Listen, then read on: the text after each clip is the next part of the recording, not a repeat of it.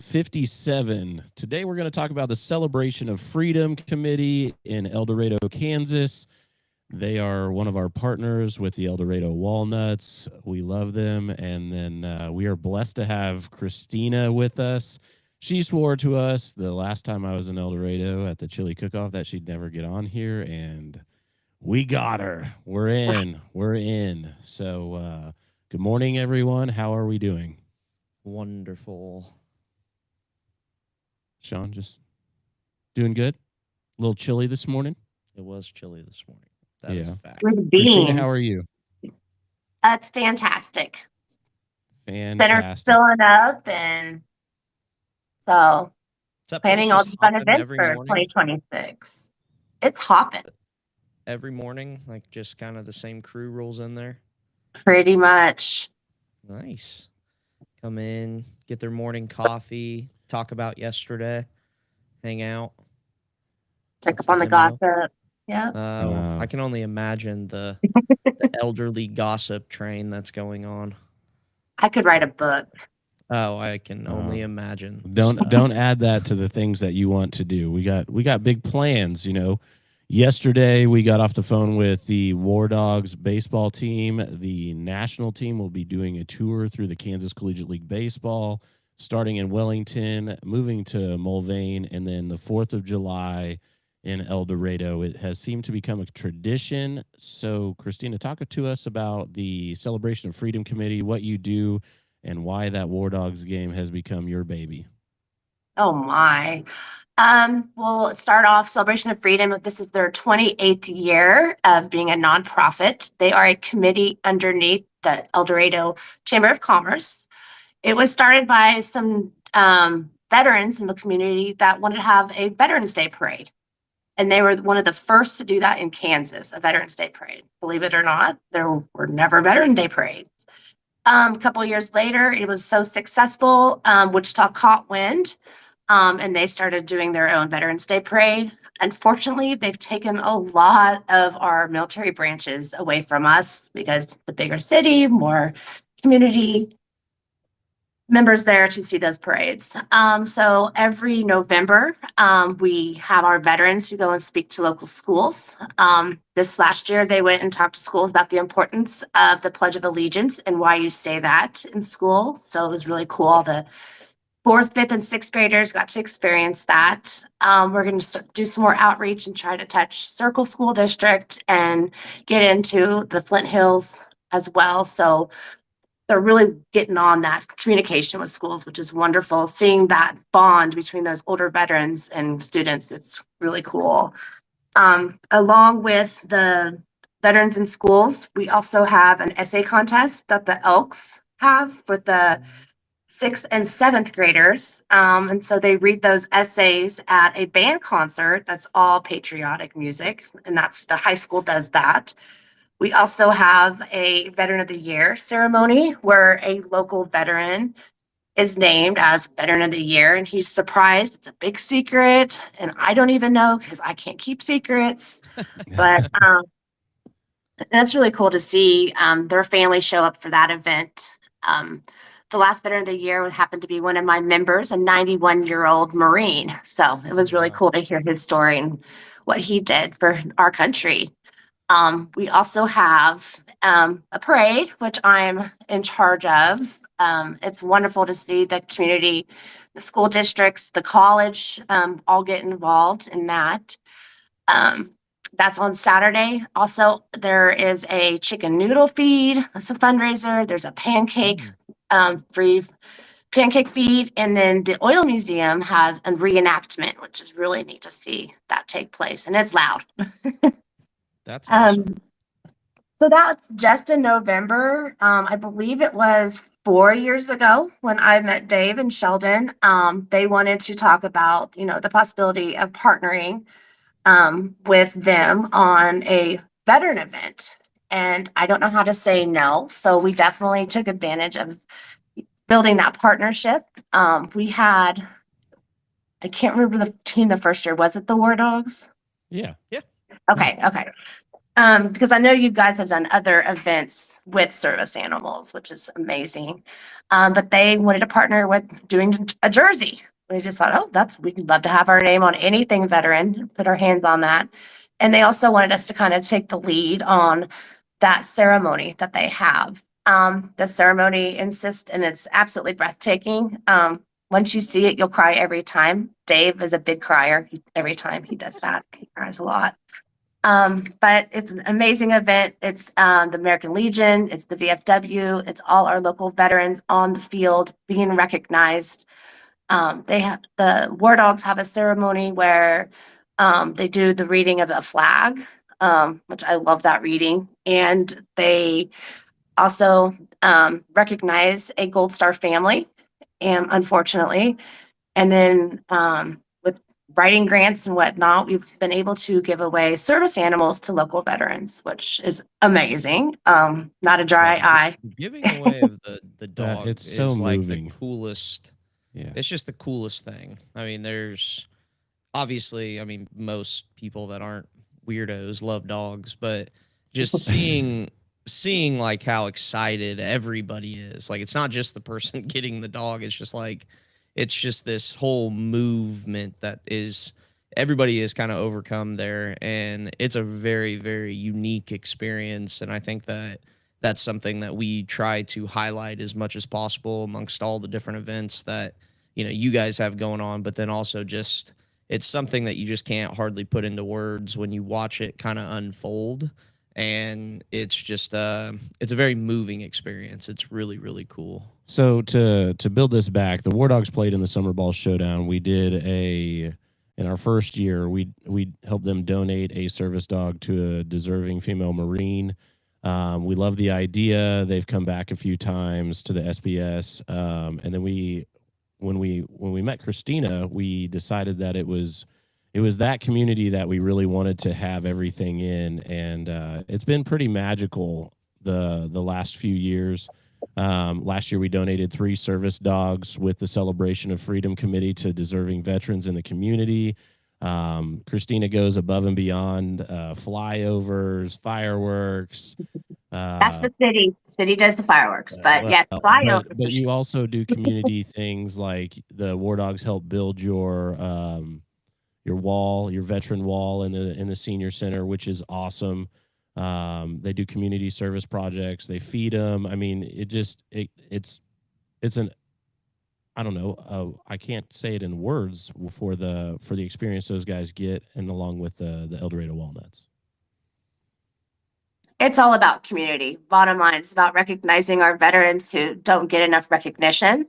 And it's about partnerships as well, because we do a first responders luncheon. So all of our first responders in the county and the Walnuts and the War Dogs, they all get together and have this wonderful lunch. And that room is packed. It's standing room only. And it's probably one of our best attended events.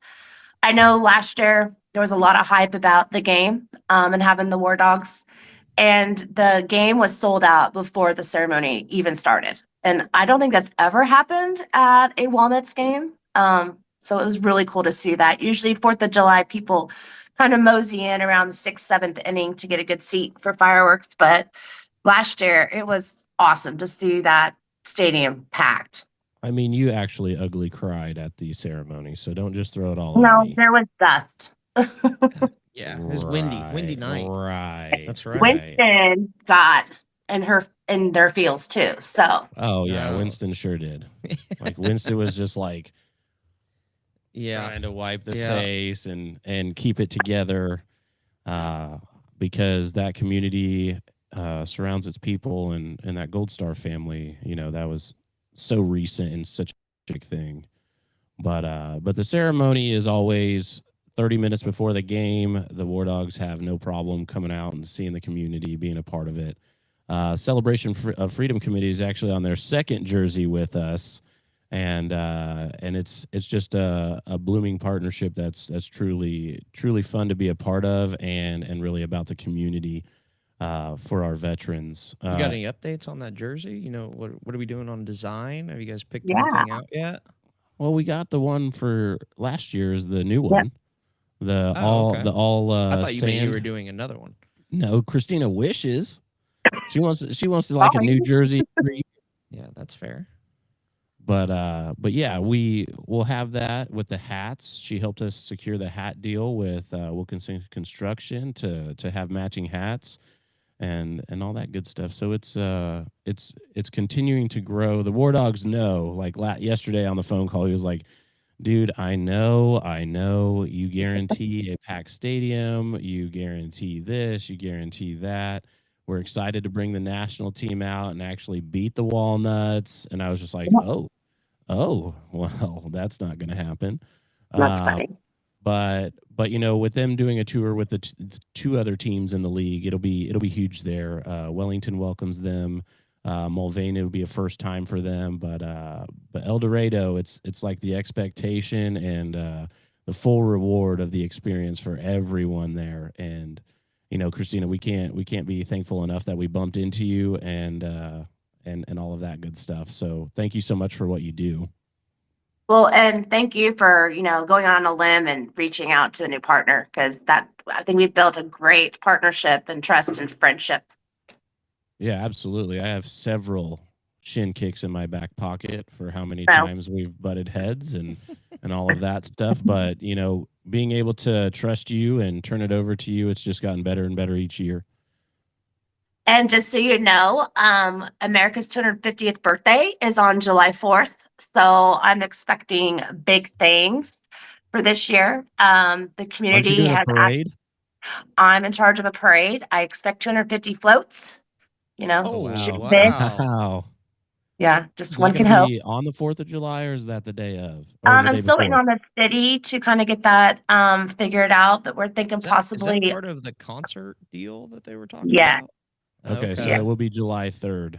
So looking at the evening of July 3rd, just because it's hot.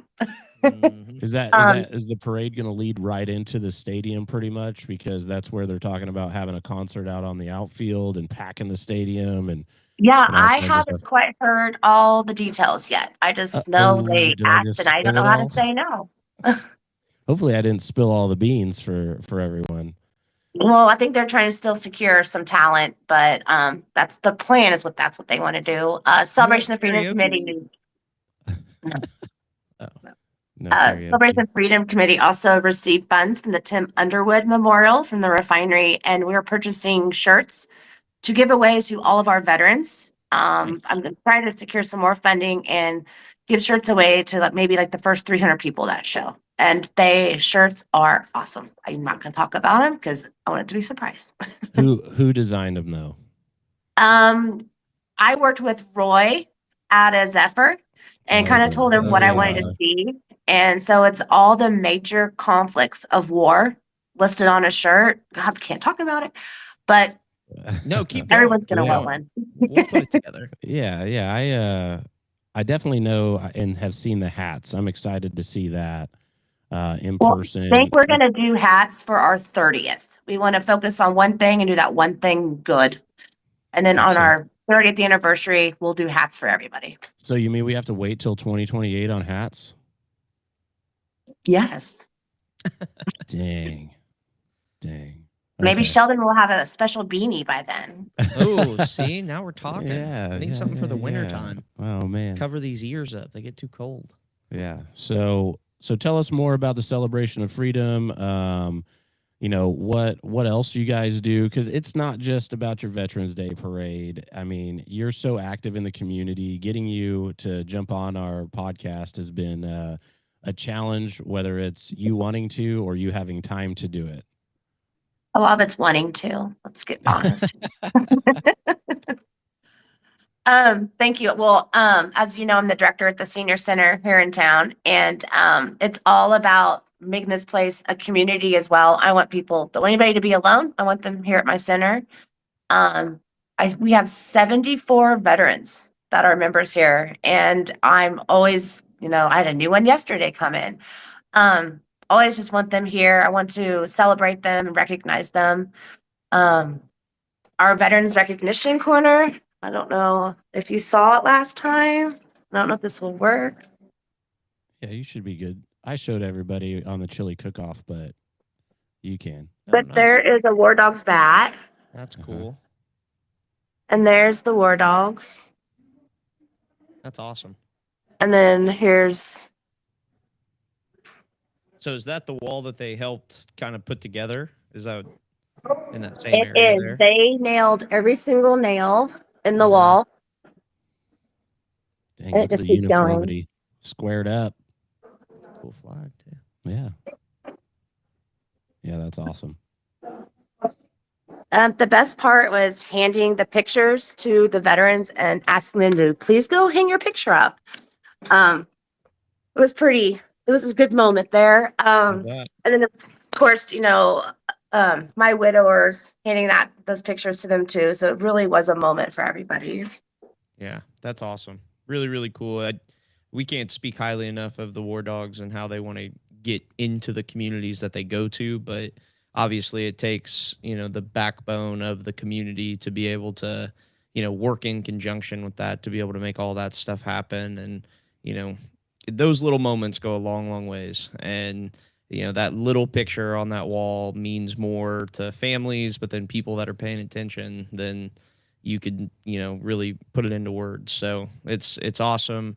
It's cool to see things like that because we play this little fun game of baseball and, we just try to make it into something that can be more impactful across the people that are around. And, that's a living, working thing that's happening right across the room from you, and that's awesome. It's fun to see that type of stuff happen because those things are going to be there, for a long, long, long, long time. And, so it's just such a bigger picture outlook and being able to impact more people in the communities and then be able to tell the stories, and talk about them. I want to definitely be able to continue to try and get all the veterans involved out at the games. Any creative ideas, any fun things that we can continue to do, not only on your guys' nights when you guys are out there, but just in general, just allowing them a place to go. I know the old ladies kind of have their spots dug out and they probably can't sit there, but we want to continue to find ways to have them out there, get them a part of us, get them a part of, what we got going on. And so we'll keep working on that and keep, building those communications to be able to give them a place to go, give them something entertainment based to do and get to know our guys and our guys can get back to them and, so on and so forth. So, I mean, we do have Ben Brown. Ben Brown was Yes. a former Walnut. He spends a lot of time at the senior center. Yes. He was just here Tuesday and he calls bingo for me on Tuesdays and they love them some Ben. That's awesome. Yeah. That's It's awesome. kind of embarrassing. But She yes, tried they to love recruit them him to some Ben. pitch for the Walnuts War Dogs once. It did. And Oh, it was a come big on. no-no. Don't be trading guys. Yeah. I told her that same thing. I said, the you better heck? reach out to Rod with that question. Yeah. He Mid-season. loves you too. That's I do hilarious. know this year we do want to try to host a luncheon or something for the Walnuts when their season's getting closer to end. A lot of my members do go attend those games, and it's Yeah. because of you guys. You guys were the ones that started that and the catalyst of that. And I think maybe a veterans night, all veterans get in free. Sure. See, and I think we were doing that when the Or, schedule changes a lot, so that's the hard part. But especially with the rain that we had. yeah, our goal that we wanted to try and do is when we wear the camo jerseys that we have, green, whatever they are. But we were trying to do those on Sundays to where it would be like every Sunday we try to play at home, and then every Sunday those guys get in free, and try to do something like that. The hard part is our schedule is just never consistent. So we got to figure out a better way of going about doing that because there's the rain and just all the different moving pieces and parts to it. We don't want to make it confusing either. We want to try and make it simplified to where, they know what's going on. And then it's just like a constant routine for them that they could get into if they want to. So we're going to try and we'll think on that and make something happen there because having them out, I would like to have them, depending on time of day, but like pregame, our guys get the opportunity to shake hands and talk to them and, just have like a little pregame type style of a ceremony with those guys and just, hear their stories, listen to them and just kind of learn from them really at the end of the day, because I think that they have many lessons that our guys could learn from, based off of life experiences and the things that they've gone through. So we'll continue to work on that because I think it's a pivotal part. But you also have a lot of them, 74 guys that are in the senior center, And which girls. is yeah, Yeah. excuse me, 100 feet away from the field. You know what I mean? Like it's just right there. So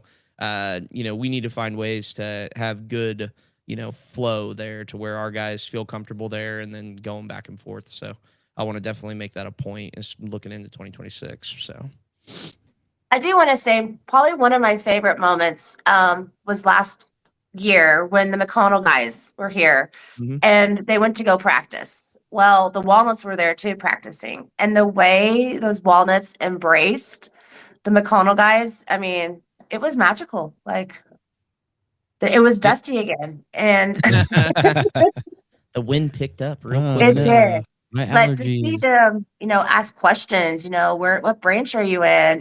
Where have you been and what's your history? And that was awesome. And I don't know how we can do that again to have them practice together. It won't ever probably work that way again until scheduling, but it was awesome to see that camaraderie. So Yeah, 100%. Oh, she used the word. She used the word The big word. camaraderie. It's a big word we've had on the pod a couple times. Yeah, a couple times. Yeah. oh, Yeah. Yeah, need to tell. we can use big words every now and then. I'm surprised. Well, I know you have a hard stop for another appointment. Here's your time to shine to give your shout outs to your peeps and stuff like that. What you got for us? Put me on the spot. yeah. I just Oh, want yeah. to keep doing what you do, keep giving back. It's amazing because it comes back tenfold. And I've found that out, doing what I'm doing, just put it all out there because it does come back tenfold and support's amazing. And I appreciate you guys. So, and Well, Rock Chalk Jayhawk. We'll see you on February 2nd for the potluck. Yes, we have potluck and it's meatballs. Oh, well, Doesn't sound too bad. nothing like going with the theme. And Welcome. Winston will be there. That was my joke. Yeah. Well, we're excited. Winston will be there. Yes, I'll be there. we love and, Winston. and we'll see how everything moves. And I know we have some cool giveaways too. That'll be great. We love giveaways and we appreciate you guys and keep doing what you guys do. It's awesome. Yeah, appreciate you. Thank you for hopping on for us. And You owe me. Yeah, there you go. We'll see you later. All right, see y'all. Bye. Bye. Oh, she got off quick. Yeah. That was impressive. I didn't expect that. Figured we'd have the technical rundown. The finger from, like, yeah. Ah, It seems I'll like get that out of here. I happens. promise. So yeah. funny. No. No, that committee's really cool. I mean, I don't know. Those committees like that are just so hard to run and operate and just make work because it's a typical volunteer base. But then on top of that, like the things that they're trying to do, like just are, it's very time consuming and you got to have the right heartfelt people that are trying to get the things done. And she does a really good job at that. And like she is, when she gets going, man, she locks in and like she's like, no, we're getting this done, whatever it is. Like, and so I think that's why we, get along so well in that aspect is because we share in some of those qualities when it comes to the stuff we're trying to do. And she is all about it, man. She goes 100 miles an hour. So I appreciate her efforts for sure. And it's just it's cool to give back to the vets and trying to find ways to, integrate them in their communities after all of the different moving parts of their lives that, I can't even imagine. So Yeah, absolutely. that side of stuff it's pretty cool. And I know that their influence is growing around the community of El Dorado and they're, doing some cool and fun things, which I think is awesome. Absolutely. Fun times. Well, on different notes in the sports world, it looks like John Harbaugh is going to get picked up by the New York Giants. Giants. Just looking at some of the things that are going down, there's plenty of coaching positions available still. And Yeah, I wonder if we're going to fire Matt LaFleur or if he's just going to. you think you'd stick know around. by now, right? I don't know. I don't know.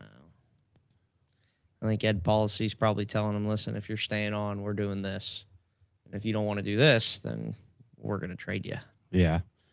And I think the Yankees made a move yesterday. Who'd they get? Who'd you say? I forget who you said. They got Ryan Weathers. He's just he's a lefty with some pretty good What stuff. position? Pitcher. Oh, nice. They Reliever? were trying to trade for Edward Cabrera, he's a starter. Oh. Well, he came up. He was a top 100 prospect. Padres had like 5 top 100 prospect pitchers, and only like one of them kind of panned out. And then the rest of them all either went to the bullpen or got traded. And Weathers was kind of in the bullpen, and then he got traded to the Marlins. Was in their bullpen, and then actually started for him, and it's pretty good. He's got a high 90s fastball, good breaking ball, solid changeup. So he's going to be rotation depth to start the year. He's probably going to be in the rotation, and then when Cole and Rodon come back, he'll probably go to the bullpen. So gave up a good amount of prospects, no like elite prospects for him, but he should be a good piece, but it shouldn't be the piece that they add. Makes Like sense. they need to make another move or two. They're in some deep talks with Bellinger, trying to get him back, but Bellinger and Boris want 7 years. Yankees are kind of trying to stay pat at 5 years. Their argument is that Schwarber and Alonso got 5, and they're 2 years older than Bellinger, so Bellinger should get 7. And the Yankees don't want to do that, so we'll kind of see how that goes. If not, I mean, Bo Bichette's still out there. Be nice to get him. I was just thinking about the Yankees lineup today. There is so many lefties. Judge and Stanton and Caballero are the only righties. That's all you need. Well, you say that. If they So- hit well.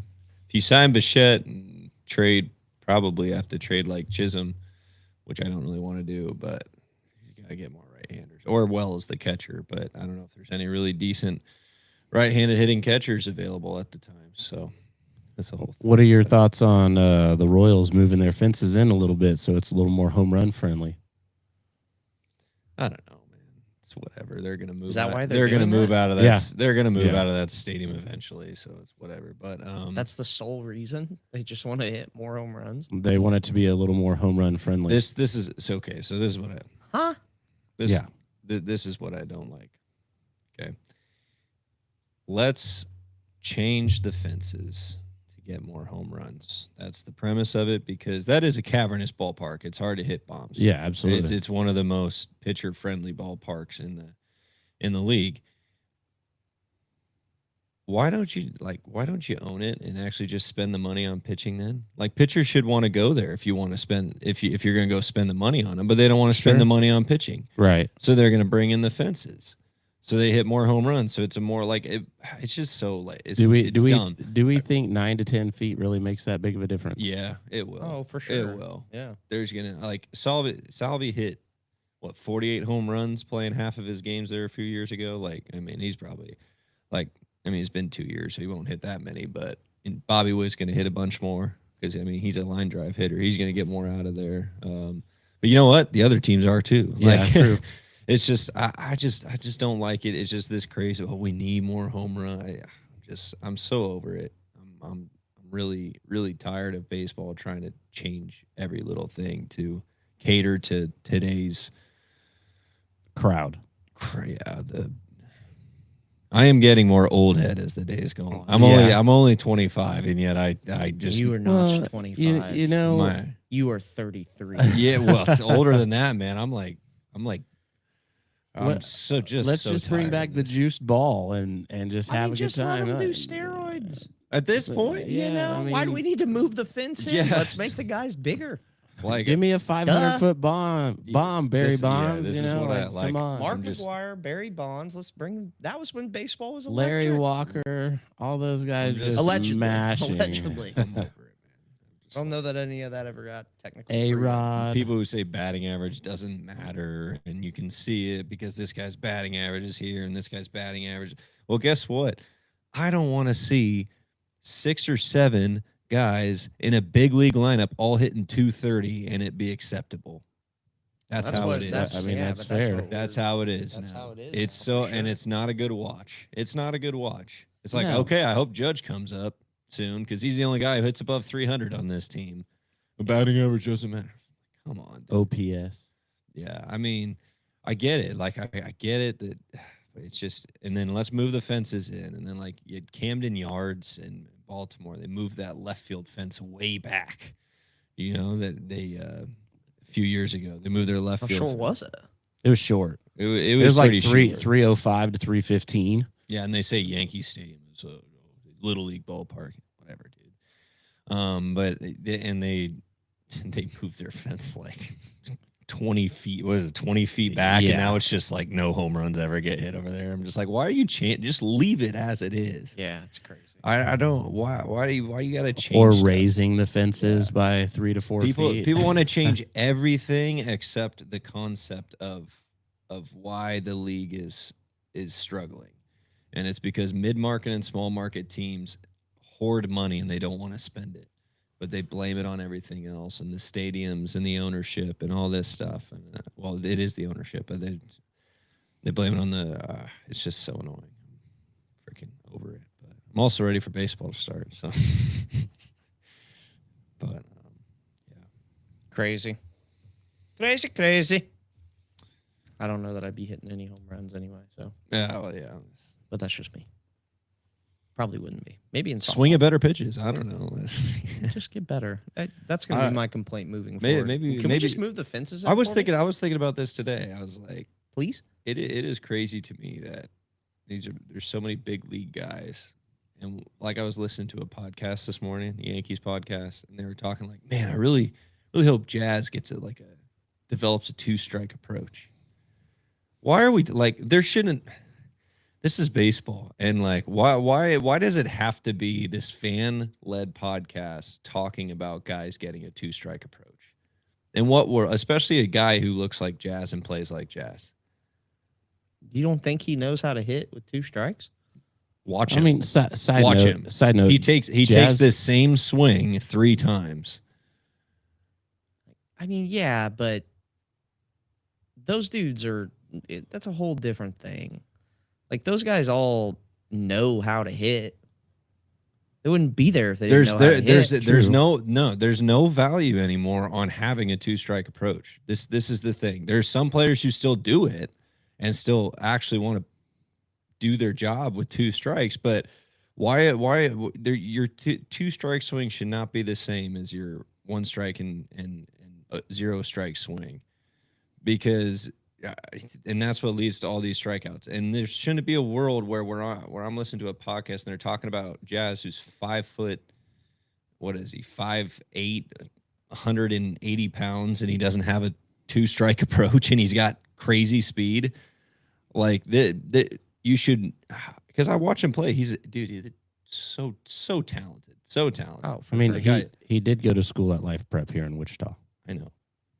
And yeah, because Gage knows him. He's his best friend. well, But, I mean, if we need to play, I could call. yeah. And Just see get if, it. see if we can get him on. I know Get him I on. know he went Get to him Life- on and just talk to him. I a know little he bit. went to. I'm Life Prep. gonna get Jazz But- on and just ask him about this 2-strike approach. Yeah, just- Well, I'm just saying. He's like, gonna be like, I "No, I ju- don't have a 2-strike approach. I'm trying to hit home runs." I just hit ball hard. Let's go. I just don't. I don't get it. Why how baseball has come to the point where like people are talking about that, because it's noticeable. And maybe he does have a 2-strike approach, but clearly the casual fan is noticing, and it's like, why is he taking this massive swing with 2 strikes? Or why can he not make more contact with 2 strikes, put the ball in play, and try to beat out a ground ball? When it's just like, why is this such a difficult concept to look and see and understand? Like usually if a guy has a 2-strike approach, you can tell, right? And like I said, I sound like really old head complaining about this. Like, oh man, here he is. Like there shouldn't be podcasts talking about. They should be like, they should make this move and make this move and make this move and complain about this stuff. They shouldn't be talking about a guy needing to develop a 2-strike approach when he's been in the league for 5 years already. Like that makes no sense to me. Like he should already have a 2-strike approach. But when you look at the numbers and you watch the product on the field, you're like, why is he swinging out of his butt with 2 strikes? Like it doesn't make any sense. Because he wants to hit home runs. Then that's what drives me crazy. That's all Like it why is. why is there not a fundamental basic understanding that with 2 strikes, and your back's up against the wall, you need to battle and try to get as like you can sit there and say, well, we worked the count, we saw 6 pitches. Yeah, but if you strike out 3 times in an inning and each person saw 6 pitches, the pitcher he still threw less than 20 pitches. You're not really working the count unless you actually get guys on base. This really excites me for what's to come during the summer when we have players in here talking about things. Just because I'm all ears. I'm interested to hear. I could just be looking at it through my own like distorted lens of my own failures and Fanship. struggles and whatever. But like, it makes zero sense to me that there should even ever be. Man, I really hope this guy really is working on this right now, because it just makes no sense. Like, what? Well, the Why? nature of the game in this day and age is not about hitting singles. Well, I know. But that's, I mean, you're talking about his Sure, approach. dude, That's the mentality. Like yeah, for if him, you battling wanna- at 2 strikes to hit a single, they're not about the team. They're about them.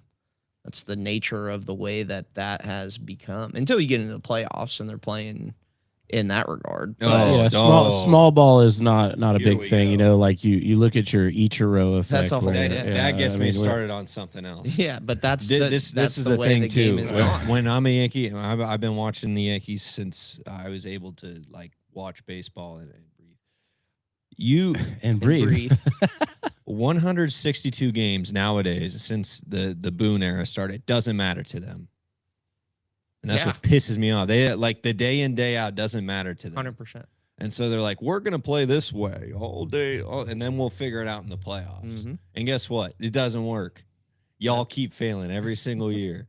The 162 grind doesn't matter to them. They're gonna be like, well, let's take. Okay, so we started off good. We got a lead in the division. This is every year, by the way, every year. Let's take off June, July, and August, and then we'll get back to it in September. So we're gonna play DJ LeMahieu, who can't move anymore at second base, and put Jazz out of position at third base where he struggles. And then our defense is going to suck because Volpe doesn't know what he's doing out there either anymore. He's got a highlight reel though. No, yeah, I have seen a that. bad highlight reel, and you're putting Volpe in the worst position every single day, and I feel bad for that kid. But and it's oh man, the 162 doesn't matter. And then they're like, okay, now we're going to try and have good at bats and put the ball in play in the postseason. Like, why haven't you been doing that all year? Because all year long, you're like, well, let's just try to hit home runs, as much home runs as we can, and bludgeon the bad teams and suck against the good teams. And when you get to the playoffs, it doesn't work. And then like, well, the playoffs is pretty much a crapshoot. Well, you say that, but either the Dodgers or the Astros have been in the World Series for the last like 9 seasons. So I don't think it's much of a crapshoot. I just think some organizations run things better than other organizations. And clearly that's pretty obvious at this point. I'd agree. Like, and let's change it all up and try to save it in the postseason. Well, guess what? That doesn't freaking work. I don't know. I don't know why that. And people are like, why do the fans of the Yankees act like they know better than the front office? It's like they don't. They're just observing and they have questions and they don't get why your answers are terrible. Like it's so bad. Like the 162 is you should be playing every single day. Now I get it with injuries and sometimes you can't put the best lineup together every single day. Guys need a day off. I totally get that. But like you should still be managing and trying to win every single game because that matters because guess what? The Yankees and the Blue Jays finished with the same record at the end of the season. But the Blue Jays got the first seed in the bye in the playoffs and home field advantage in the DS because they had a better record against the Yankees in the regular season. And you think about all those games, they had LeMahieu playing second and Jazz playing third, out of position, bad defense, led to errors, led to more runs. They lost, they sucked, and and one of those games went the right way. And the Yankees finished 95-67, even though they had a worse record against the Jays this year. They still would have gotten first and gotten that first round bye, and things maybe would have been different. I don't know. The Blue Jays were clearly better than the Yankees this year, but who knows? Well, I think you would want to micromanage it in the sense of win the series that you have against everyone. Right. But it doesn't seem like that's the trend Well, that you see with teams and how they staff it and the No. way that they put some of that stuff together. Like it's just you see gaps that come up, and then the way that they position the staffing is it makes you scratch your head at times. You're Well, like, wait, what? Like, why do why is there such a problem amongst youth baseball? oh, there's a lot of answers to that question. Parents. It all trickles down Yeah. from the big leagues Oh, to for sure. college Yeah. to high school to youth like this whole concept of needing to hit bombs or needing to throw as hard as you can Mhm. or needing to prioritize certain things over development at all costs. This trickles down from the top to the bottom. How many times I've seen reports about the Yankees farm system valuing exit velo, arm velo over the fundamentals of baseball. So they're prioritizing physical skills Mhm. over the fundamentals of a game that really relies on the best fundamental team every single time. And that trickles all the way down to the fact that we got little Joey who throws harder than everybody, throwing every single inning of a tournament every single weekend, but also not properly warming up or doing anything else right. And then by the time he's in high school, he might be throwing 85 to 90, maybe more. But then next thing you know, senior year, he's got to have Tommy John. Which in some eyes is actually a good thing. Well, So if he right, if because he Oh, needs new- Tommy we're fresh John, arm, we're fresh actually arm. at a point. Yeah. technically he was born with that as a Right. defect. Right. And so now when you replace it, your arm will be better. It's crazy. I mean, yeah, like you've gone from a That is how career- Tommy John works. career-ending surgery to it's like, oh, you're 16, 17. You needed this You eventually. did. You It's had better a weak to- arm. Yeah. And now this is going to be now, better even though for we you. surgically removed tissue Yeah, and but- repaired it, But now It's it's, gonna be now we put stronger. better stuff in there. because It's like Iron Man. any person who's had a knee and hip replacement surgery over Way and over better again, afterwards. they'll all tell you that they don't miss their old knees at all back when they were 15, Yeah. 18, 20, 25. I- They like the new Yeah, ones. exactly. It's the same They thing can for do the elbow. so much more. Oh my goodness. Technically, they will. They will just be a better person. Dude, what my was that? goodness. What was that percentage of was it 56% of TJs are now on kids under 18 years old? Something Yeah. like that is Yeah. crazy. Over Yeah. half. Yeah. Over half. So I want That's not a cheap surgery either. Like what? this conversation made me think of something that we saw at ABCA. There was a group there. I'm not going to name their name, but they developed an app that would scan your body with a phone and tell you if you're a prospect or not. Sounds ridiculous. Sounds like it's going to be in travel baseball. Oh, it is. It Yeah. very much is. I mean, I have a little flyer here on it, and that kind of stuff is deteriorating our youth and the and the thought of going big. How You many know. how many D1 offers do you think Tariq Skubal and Paul Skeens had combined? R&D right now, 3. 2. Just because 2 is the Yeah, correct answer. Yeah. And you were close. So Tariq I Skubal, was He getting was rolling the dice there. So you're talking about hidden gems out there that just put in the work, like we talk about, to become an elite player, and then they just go do it. Right. Versus your recruiting firms, your Yeah. mom and dad Yeah. posting up, hey, we're looking for this. Guest play me here. Yeah. All these things. so where did Tariq Skubal go? I have no idea. Right. Best pitcher in the game right now. Tariq Skubal. D2 school. It was a D1. JUCO. It was a Okay. D1. Oh. It was a D1. It Dang was it. Seattle University. Oh yeah. Wow. So SU. and then Go Paul Seals. Paul Skeens, of course, he finished his career at LSU, but where did he go before that? JUCO. No. Dang it. It was a D1. I just got love for my JUCO bandits. Yeah, I don't know. Where'd he go? Air Force.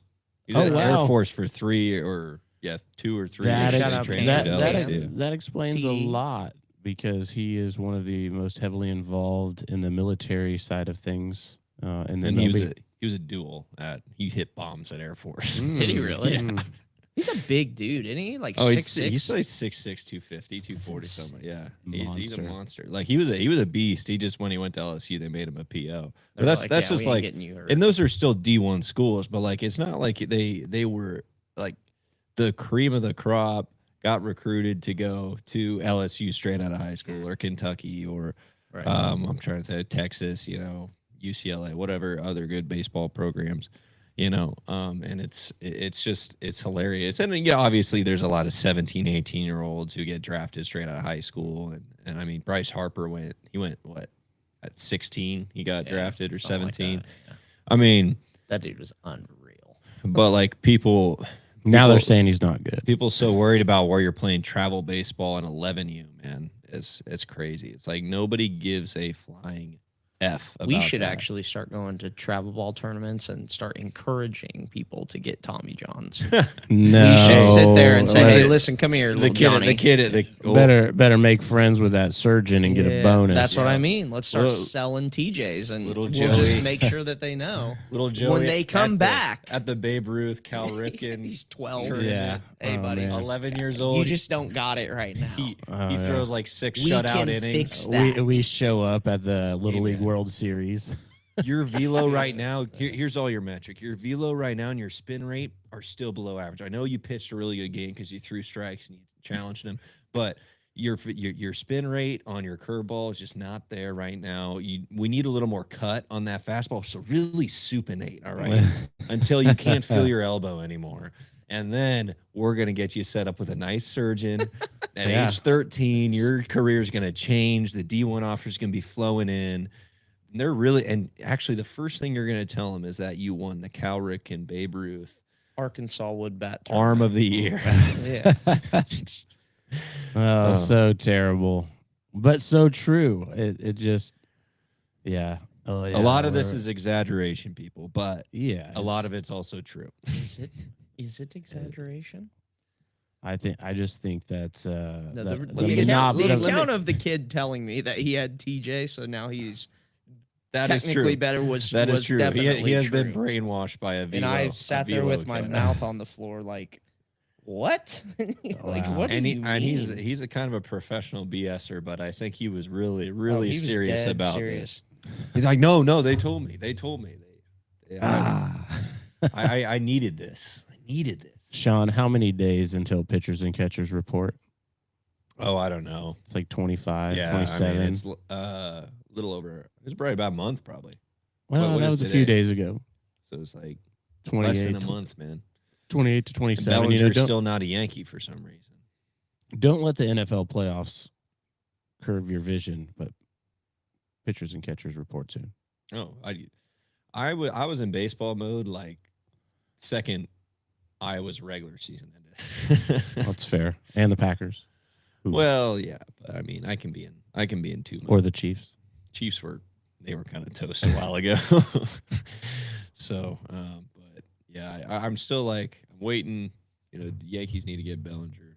I mean, he's another lefty, but he also it doesn't matter as much because he actually hits lefties better than he hits righties. So that's okay. And I don't know. I'm looking forward to it, obviously. And as much as I complain about the state of the MLB, and now the owners want a salary cap, or Manfred wants it. And Manfred's so bad; he's terrible. But hopefully, the CBA gets done so they don't lock out in 2027. And Yeah. I mean, we won't have any news on that till 2027 probably. But that's why, I think this free agency's been really weird, is because that CBA is coming up next year. So it's like teams don't want to get locked into a deal. Players don't want to get locked into a deal that if the right CBA terms work out, they're gonna, Have to renegotiate and do or some well, I things. mean, that's the thing is there's not always a renegotiation option, especially in baseball. It's like once you're in that contract, it's kind of, you can always go back and restructure it, but that's kind of more up to the players. But the player doesn't really have the power to be like, hey, I want to raise after they've already signed a contract, True. So we went from Celebration of Freedom Committee to MLB stuff. Well, I just had a lot on my mind. I was oh. vacuuming this morning. I was thinking. That's fair.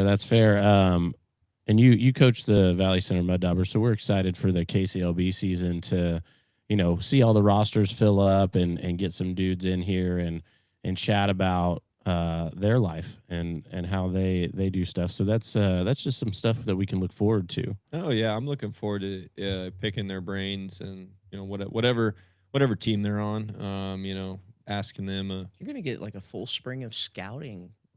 Yeah, for the man, dog. that'd This be is a little crazy. inside information on Yeah. players. Inside baseball is what they. Oh, okay. Oh. Inside baseball. Yeah. Okay. That'll be cool. What? Wait, isn't that's like a term Yeah. in business, right? Yeah. Inside baseball. Inside baseball, KCLB edition.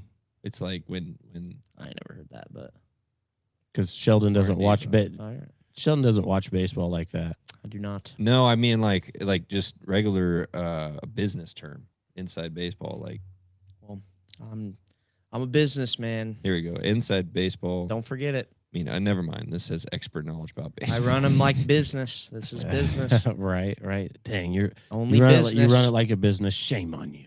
So inside but baseball. I don't know the terms. Right. Inside baseball refers to a detailed technical information or inner workings of a system that are only interesting or understandable to experts, insiders, or dedicated fans, often seeming irrelevant or boring to outsiders. Yeah, well, So I guess we're kind of that. we fall into that quite a bit in different avenues.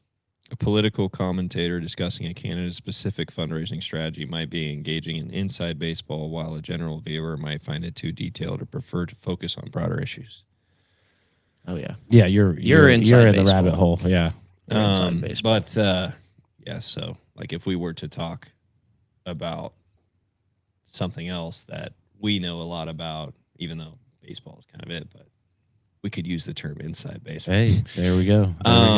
But yeah, I kind of just learning about what these kids do on a day-to-day basis and kind of seeing how they grew up in the game and what their philosophy is to the game is always interesting because obviously this is now, I mean, I've been removed from playing for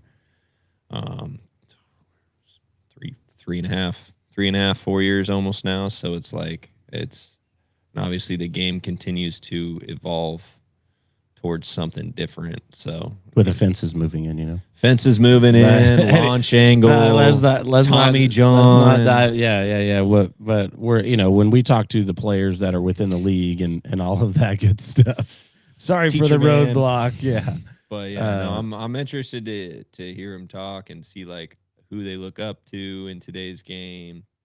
Because I mean, everybody's gonna like a lot of people are gonna say, "Well, my favorite player is Aaron Judge or Shohei Ohtani," and it's like, well, okay, that's cool, but like, I want to Why? get But why, or like, what is a player when you were a kid growing up that you really wanted to be like? Because back 10 years ago, you didn't have a guy who was one of the best pitchers and one of the best hitters on the planet all at the same time. David Justice, David Justice, Tom was, Glavine, yeah. David Justice played for the Yankees for a little bit. and the Braves. Well, I know that's why you like him. But, and then obviously, like me growing up, Derek Jeter. Obviously, I liked Jeter. A-Rod. I loved A-Rod. Pitching wise, I was a big Bernie Williams fan. Bernie Williams, highly underrated. Jorge Posada, Jorge Posada was highly also underrated. Mhm. awesome. Jorge Posada should be in the Hall of Fame. Robinson Cano. I enjoyed Robinson a lot. Cano Yeah, is yeah, what might have yeah. the best swing of all time. Yeah, him and Griffey. Yeah, Griffey, Very similar. Very, I very did like similar.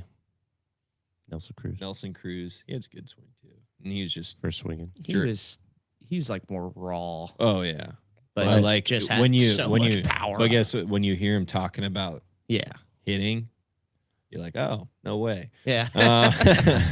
But I mean, obviously, growing up when Pujols was really good, Beltray, I just liked his Adrian antics, Beltre, his man, antics he's- on the field, he's great, just great electric. ball player, great defender. from the great knee hitter. bombs. Ichiro, Oh, yeah. Ichiro is like. I mean, at least for me, was the first taste of like, what is Japan doing over there? Like, they Yeah. just everything's so different. Yet this little guy can throw 95 from the outfield on a dot. Like, man, I just like Curtis Granderson. I love Curtis Granderson. He was a baller too. I mean, for 2 or He's 3 years there fast. with the Yankees, yeah, he was like he Fast. kind of had it all. Hit 40-some bombs one year for the Yankees.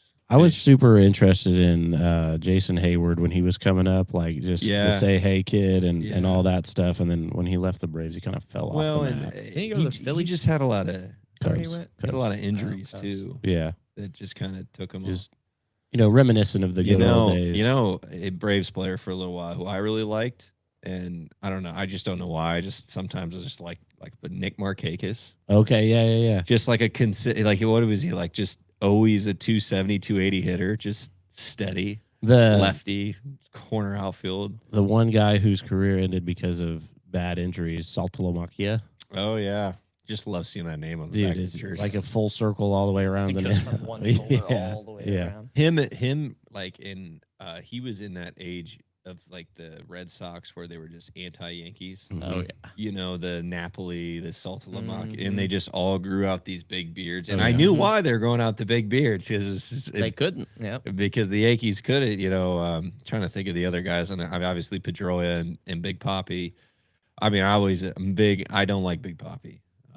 I like him now that he's retired. Sure, Just he's kinda so fun to enjoy- listen to on Yeah, his broadcasting. But like I always admired Dustin Pedroia. That guy was a Mhm. baller. Grinder. Mhm. And if it wasn't for a Chase Utley hard slide into Pedroia would have played a lot longer. But he tore his ACL and kind of his career went down quick after that. But oh man, Buster Posey. I don't know, the generations of baseball players that we can All right, name are let's are wrap pretty this up. crazy. We're gonna Yeah, just keep just naming saying. guys.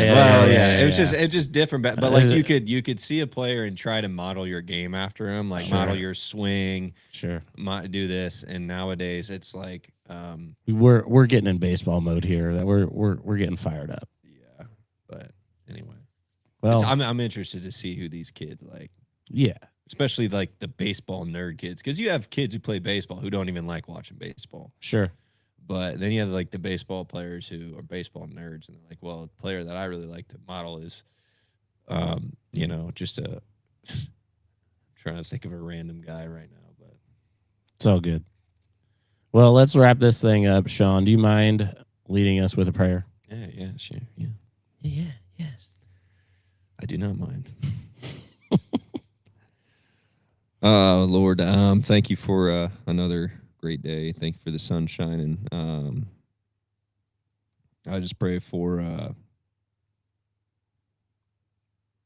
what's the organization called again? Celebration of Freedom. Yeah, there we go. All right. I didn't want to get that wrong. Celebration of Freedom.